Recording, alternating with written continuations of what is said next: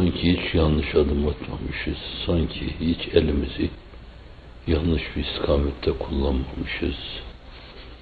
Sanki gözlerimiz yanlış bir şey hiç kaymamış. Sanki kulaklarımızdan içeriye olumsuz hiçbir şey girmemiş. Sanki dil olmayacak şeyleri hiç konuşmamış gibi. Bir masumiyeti mutlaka içinde, bilerek veya bilmeyerek. Sorarsanız bize deriz ki öyle bir mülazamız yok. Kendimizi mutlak bir ismet içinde görmüyoruz. Ama genel tavırlarımız itibariyle, duruşumuz itibariyle sık sık Allah'la münasebetimizi kontrol etmeme açısından meseleye bakınca her şeyi halletmişiz gibi çok ciddi bir güvenlik içinde bir halimiz var. Efendimiz sallallahu aleyhi ve sellem bazen deniyor bir mecliste 70 defa istiğfar ediyordu. 100 defa dediğini rivayet eden raviler de var. Evet, peygamberin 100 defa dediği, 70 defa dediği şey ya la akal, insan en azından 1/10 kadar. 7 defa, 10 defa elf estağfurullah. Men cehale nale, mutlaka işin arkasında cevelan üstüne cevelan, cevelan üstüne cevelan, Allah Celle Celaluhu değişik şekilde zehirlenmelere karşı korur, hafizan Allah. Yoksa insan bazen iyi bir muhitte, iyi bir ortamda neşet edebilir. Çevresinde hep hak hakikat soluklanıyordur. Fakat kendisini boşluğa salarsa, duraganlığa girerse, bu defa dökülmesi fizikteki atalet kanunu gibi kaçınılmaz olur. Temkinli, her zaman düşerim korkusunu yaşamalı. Havf mülazasıyla bakan, kendisine bakan hak dostu diyor ki, beni bu günahlarla tartarsa deyyan, kırılır arsayı mahşerde mizan diyor. Meseleyi recaya döndüren bir başkası diyor ki, ger günahım kuhi gaf olsa ne gam ya celil, rahmetin bahrına nispeten ennehu şeyun kalil. Bir taraftan hatalarımızı, en küçük hatalarımızı gözümüzde Everest tepesi gibi görme. Fakat aman düşüyoruz, batıyoruz, gittik biz artık, tamam biz iflah olmayız. İşte o zaman reca hablül metinine sarılmak lazım. Korku ağırlıklı, havf ağırlıklı yaşamalı.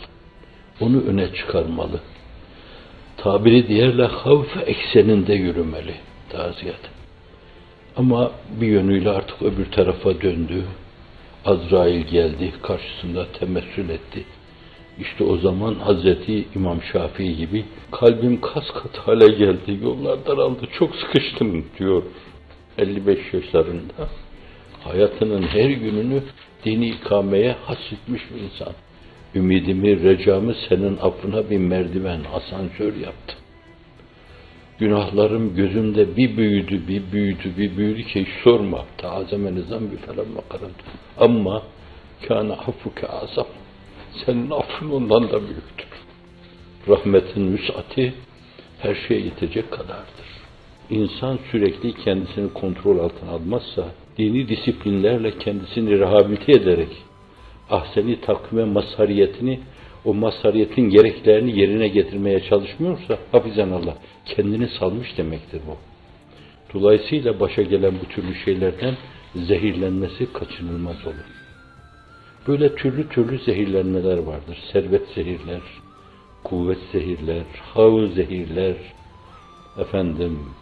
ama zehirler, bir yönüyle iktidar zehirler, imkan zehirler bunların hepsi.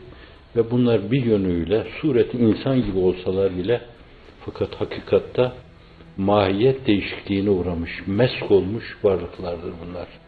Dünyevi beklentilere bağlı herhangi bir hizmet akim kalmaya mahkumdur. Ama cümlesinden el yudum, du cihanım kalmadı mülahazasıyla yürüdüğünüz yolda sonuna kadar yürürseniz, bütün kuvvetler sizin karşınızda, böyle icebergler bile olsa tuz buz olur, erir giderler Allah'ın izni inayetiyle. kıvam koruma esasen, saf kalmaya çalışma, dünyaya kul olmama, dünyaya tapmama. Bu çağ bir yönüyle dünyaya şiddetli meylu muhabbet çağı olması Hazreti Pir tarafından ifade ediliyor. Bilerek dünya hayatının ahiret hayatına tercih edildiği bir çağ oluyor. Bu neden böyle bir çağ oluyor? O yapıyor, o yapıyor, o yapıyor, o yapıyor, ben de yapayım. Bir de diyalektikçe esasen meselenin bir mazereti var. Devletimize vergi vereceğiz. Belki bir gün biz de bir okul yaparız gibi böyle bir de bağışlayın demagojilere giriyor. Meşru dairede kazanan insanlar kazansın ve kazandıklarını Allah yolunda harcasın. Onu takdirle karşılar, öylesinin ayağını öperim. Başımı ayağının altına korum. Onlar öyledir, onda bir mahsur yok. Ama ben Kur'an'ın hadimiyim, kendimi bu işe adamışım. Derdim benim, gerçek millet ruhunun abidesini ikame etmek, kendi ruh abidemizi ikame etmek, namı celili Muhammed'in sallallahu aleyhi ve sellem, onun hem işareti hem de aynı zamanda hedef göstermesi mülahazasıyla, benim adım güneşin doğup battığı her yere gidecektir. O meseleyi, o vaadi ve aynı zamanda o işareti realize etmeye çalışmak. Her fert bir yönüyle kendi sayının de işin içinde olması itibariyle, Ya Rabbi bana lütfettiğin bu şeylerden dolayı sana sığınırım, bunlar istidracı olmasın demelidir. Değildir bu bana layık, bu bende, bana bu lütfüyle ihsan nedendir? Hazreti Pir nasıl diyor? Nefis cümleden edna, vazife cümleden âlâ. Dine hizmet ettin diye fahirlenme. Allah bazen bu dini bir facirle bile teyit eder. Müzekka olmadığından kendini o recülü facir bilmelisin. Kim diyor bunu?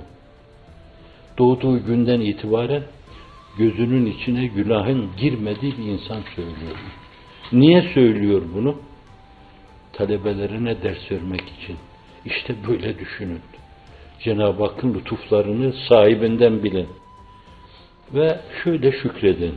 Sana binlerce hamdü sena olsun ki kader programın çerçevesinde, kader senaryosu çerçevesinde bize verdiğin roller bir yönüyle haristanları gülistanlara, bostanlara, bağistanlara çevirme olmuş.